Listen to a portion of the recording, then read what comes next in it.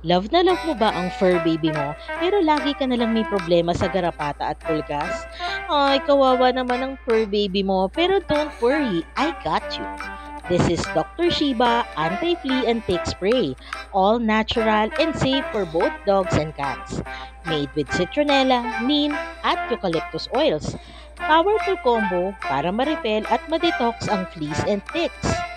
Citronella oil helps repel pests naturally.